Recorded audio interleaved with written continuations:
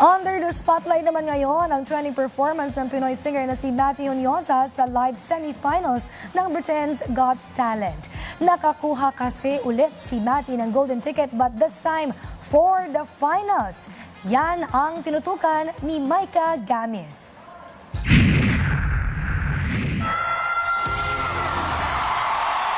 Tindig balahibong performance ang muling ipinamalas ng Pinoy singer na si Matty Honyosa sa semifinals ng Britain's Got Talent. Matty showcased an amazing range sa kanyang rendition ng rock ballad song na Dream On ng Aerosmith. Kaya naman standing ovation din ang nakuha niya mula sa judges at sa live audience. Bago pa man makapag-comment ang judges, tinawag na agad si Matty ng host bilang superstar. Sabi naman ng judge si Alicia, it's a stellar masterclass performance mula sa effortlessly sensational act ni Matty. Sinubukan namang pakalmahin ng judge si Amanda ang audience dahil maya-maya pa, ginamit na niyang kanyang golden buzzer. Sa auditions noong nakaraan, una nang nakakuha ng golden buzzer si Matty mula sa judge si Simon para sa kanyang secured spot sa semifinals. But this time, Matty gained another golden ticket para naman sa kanyang pagsabak sa finals ng Britain's Got Talent. Kaya sabi ng judge si KSI, excited na siyang mapanood ang susunod pang fantastic performances ni Matty. Sobrang saya rin ni Judge Simon para sa nakuha ng 2 golden buzzers ni Matty mula sa edition ngayon ng BGT.